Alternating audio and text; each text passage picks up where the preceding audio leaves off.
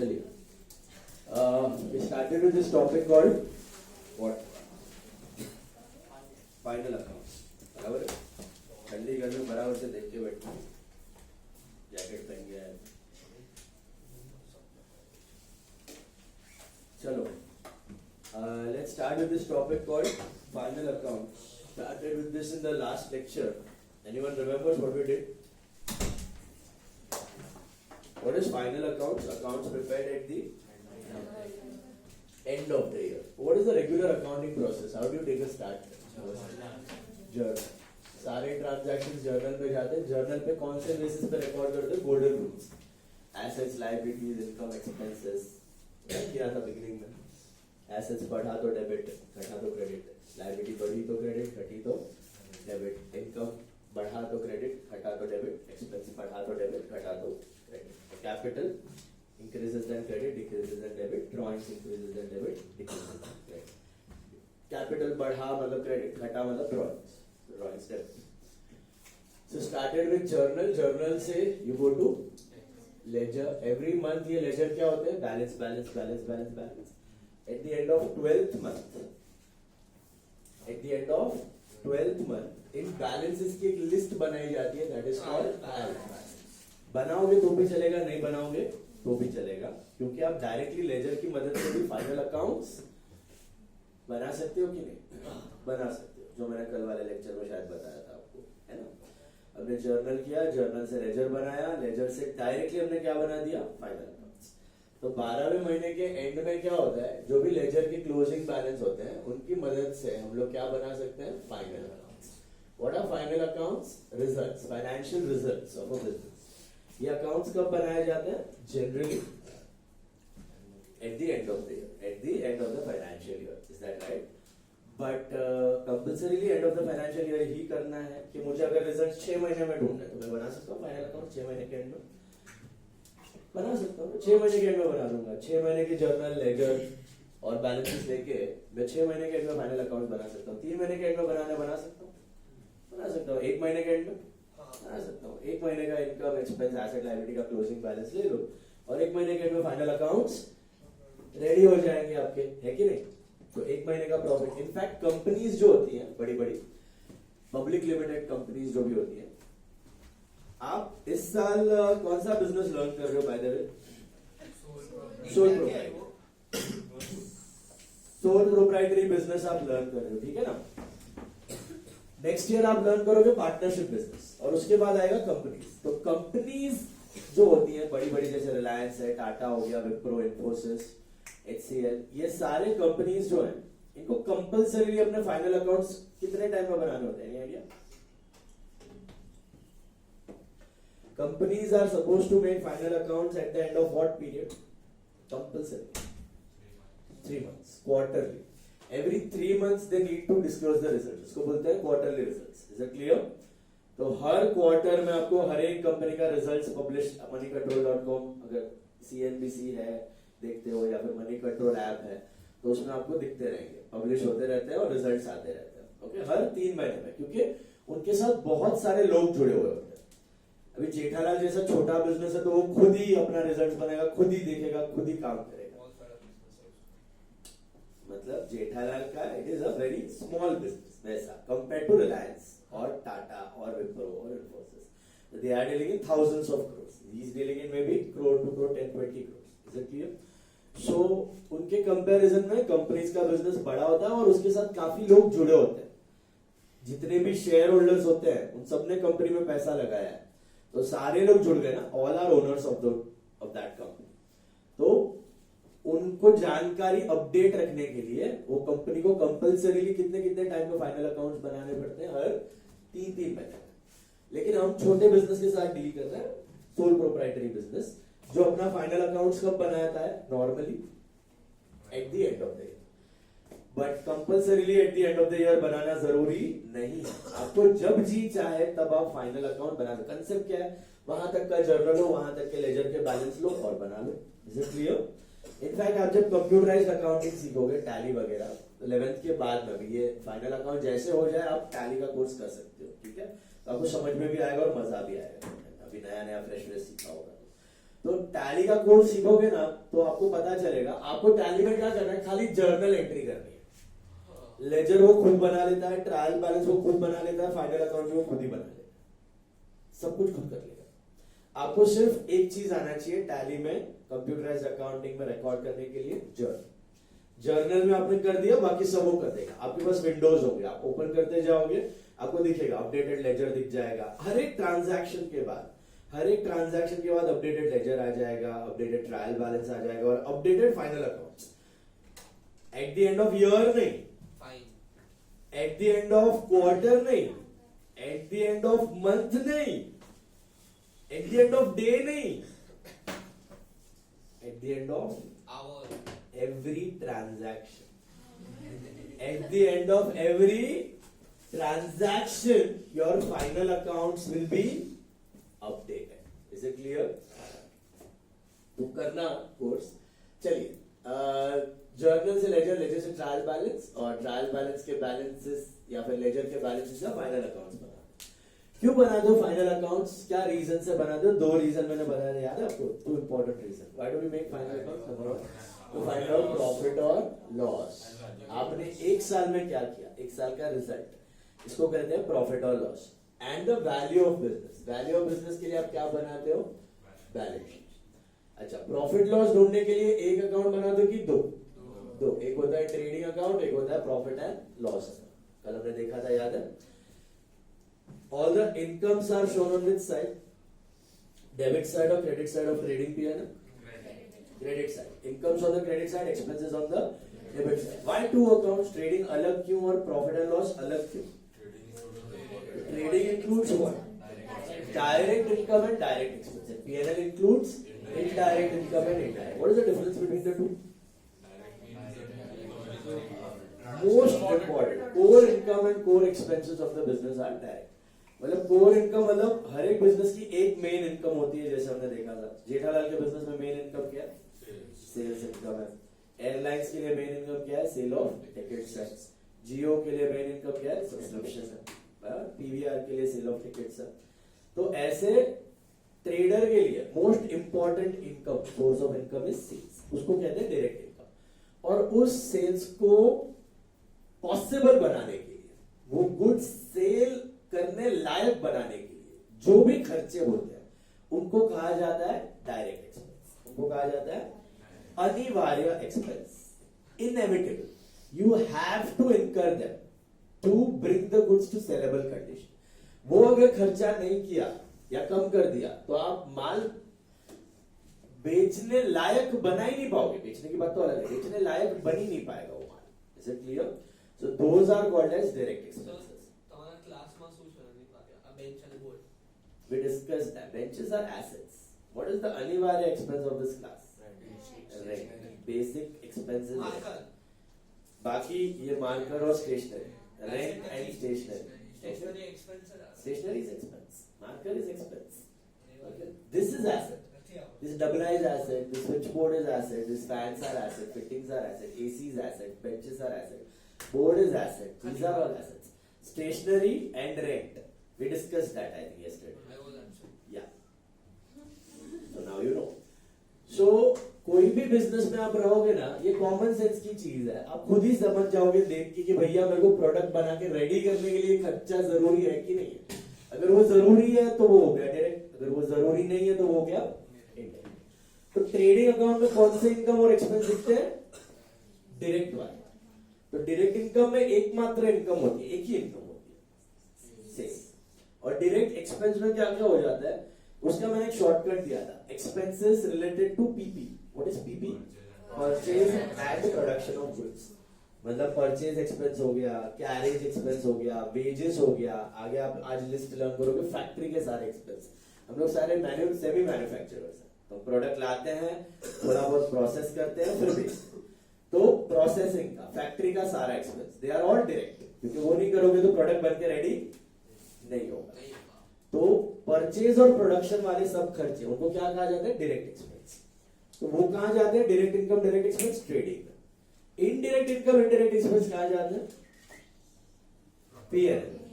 Indirect incomes में कौन से इनकम्स आएंगे? इनडायरेक्ट इनकम्स में which type of incomes you consider? Rent received, commission received, discount received, dividend received, interest received, bad debts recovery.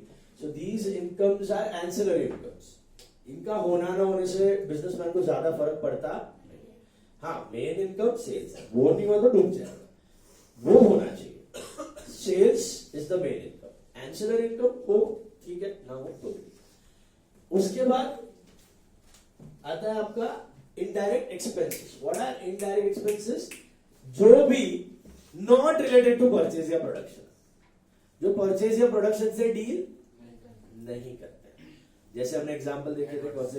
Advertisement हो गया, salary हो गया, रेंट हो गया, कमीशन हो गया, इंटरेस्ट पेड हो गया, ओके, बैड डेट्स हो गए आपके, डिस्काउंट अलाउड हो गया, स्टेशनरी हो गया, पोस्टेज टेलीग्राम हो गया, ट्रैवलिंग कन्वेंस हो गया. तो ये सारे के एक्सपेंस, सारे एक्सपेंसेस परचेज प्रोडक्शन से रिलेट नहीं करते, तो ये ज्यादा इंपॉर्टेंट नहीं है. तो इनमें आप चेंजेस कर सकते हो, इनको काट भी सकते हो, इनमें कम भी कर सकते हो, इनको जीरो भी कर सकते हो कभी कभी, तो भी आपका बिजनेस चलता रहेगा. Is it clear?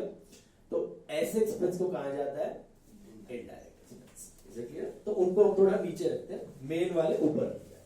तो direct income, direct expense, indirect income. अच्छा, ट्रेडिंग अकाउंट को बंद करके प्रॉफिट मिलता है. कौन सा प्रॉफिट मिलता है?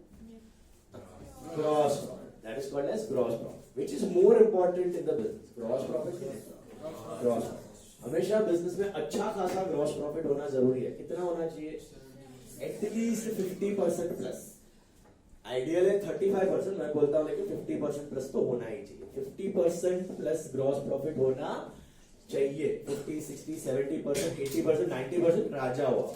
ठीक है, तो इतना ग्रॉस प्रॉफिट तो होना चाहिए. क्यों होना चाहिए इतना पता है? 100 रुपए का माल बेच रहे हो तो कम से कम 50-70 रुपए आपका ग्रॉस प्रॉफिट होना जरूरी है सेल्स के कंपैरिजन. क्यों इतना जरूरी है? क्यों चाहिए इतना सारा प्रॉफिट, ग्रॉस प्रॉफिट? आगे नेट प्रॉफिट ढूंढने के लिए आपको और एक लंगर ऑफ एक्सपेंस माइनस चाहिए. इनडायरेक्ट एक्सपेंस की लिस्ट है ना, उनको भी तो टैकल करना है. अगर ग्रॉस प्रॉफिट ही 20%, 30% हुआ, 100 रुपए का माल बेच रहे हो और 20-30 रुपया ग्रॉस कमा रहे हो, तो नेट क्या कमाओगे? चना, कुरकुरा, कपोतरा. Okay, so that will be like 5 rupees, 10 rupees, which is very less. So gross profit at least 50, 60, 70% होना चाहिए सेल्स का. उसके बाद आता है पीएनएल. अच्छा, ग्रॉस प्रॉफिट कहाँ ट्रांसफर होता है? पीएनएल. मतलब ग्रॉस प्रॉफिट ट्रांसफर करना मतलब क्या पता है? You are shutting down trading and you are transferring it to PNL, because trading and PNL themselves are which type of accounts? All छोटे nominal accounts get shut down and they get transferred to trading and P&L, but trading themselves P&L are nominal. So trading gets shut down and it gets transferred to P&L. और P&L को बंद करके क्या मिलता है? Net profit. What is net profit? Only indirect income minus indirect expense. ये all incomes minus all incomes minus all expense. तो P&L हो गया बंद, all income minus all expense मिल गया net profit. वो net profit कहाँ ट्रांसफर होगा? Capital में, बैलेंस शीट में, कैपिटल. ठीक है, ultimately all profits belong to the owner. तो ट्रेडिंग भी बंद होकर पीएनएल में जाता है, पीएनएल भी बंद होकर कैपिटल में जाता है. इसके साथ सारे के सारे नॉमिनल अकाउंट्स आपके हो गए बंद. बचे तो कौन से? Real and personal, assets and liabilities. Will you shut the assets and liabilities? Will you close them down? No, they get carried forward to the next year in the form of balance, right? They get carried forward in the form of balance. So what is balance sheet then? Is it an account? No, balance sheet is just a statement. It is a list showing the values of assets and liabilities. तो जो भी closing asset और liability होते हैं, वो वैसे के वैसे कॉपी करके आप कहाँ दिखा देते हो? Balance sheet. सिर्फ कॉपी करके बैलेंस शीट पर दिखा देते हो. Do we transfer assets and liabilities to balance sheet? Do we shut them down? Just copy the balance and write it under balance sheet. Balance sheet shows you the value. कि एक साल बाद आपका business कहाँ पे पहुंचा. So assets and liabilities. Liabilities में you have two liabilities, internal and external. देखा था हमने. टोटल एसेट्स कुछ 36 लाख थे हमारे बिजनेस में, माइनस 10 लाख का लोन था, तो ओनर का कैपिटल कितना था? 26 lakh approximately. 26 26.5 lakh. Got it? That is the value of business. What do you show on the balance sheet? Assets and liability. And if you are following everything correctly, double entry system correctly, तो balance sheet क्या होना चाहिए? Balance sheet will tally. Is this clear? वो tally होना ही है. क्यों? क्योंकि आपने जो भी प्रॉफिट कमाया है, आपने जो भी प्रॉफिट कमाया है उसके सामने एसेट्स में क्या बढ़ा होगा? कैश. कैश बढ़ा होगा. तो जितना प्रॉफिट बढ़ा उतने से ऑलमोस्ट कैश बढ़ा या कोई और एसेट बढ़ा, तो टैली तो होने वाला है. Balance sheet will always tally. हमने सीखा था लास्ट लेक्चर, याद है आपको? बोलो, एनी डाउट्स? तुम यहाँ पे क्यों है?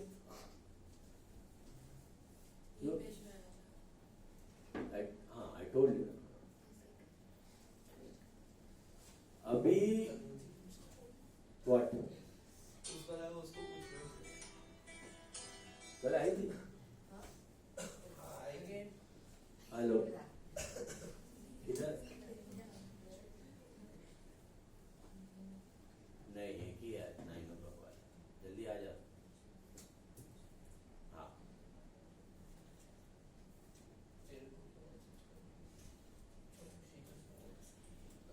अभी all of you take page number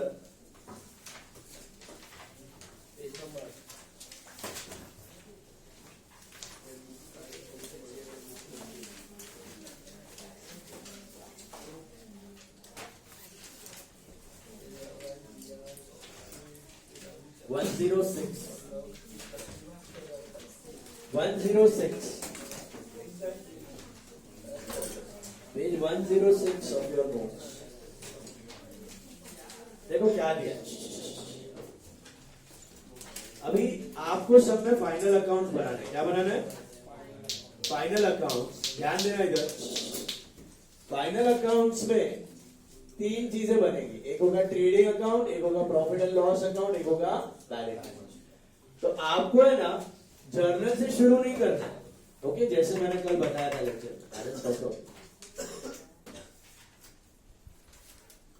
journal से शुरू नहीं करना. जर्नल बन गया है, लेजर बन गया. आपको क्वेश्चन में क्या दिया होगा पता है? Trial balance. Trial balance. What is trial balance? List of all the ledger. आपको वही चाहिए ना लेजर से. मैंने कल वही कॉपी किया था. तो ये लिस्ट दिया है, इसकी मदद से क्या बनाना है? ट्रेडिंग, पीएनएल और balance sheet. Is it clear? तो आपको ये पता होना चाहिए कि कोई भी आइटम, बोले तो इनकम, एक्सपेंस, एसेट या लायबिलिटी, एनी आइटम, वो कहां प्लेस होगा? ट्रेडिंग में जाएगा कि प्रॉफिट एंड लॉस में जाएगा कि बैलेंस शीट में जाएगा? Is it clear? तो वो अभी आपको पता है basic rule. Direct income direct expense है तो ट्रेडिंग, इनडायरेक्ट इनकम है इनडायरेक्ट एक्सपेंस है तो पीएनएल.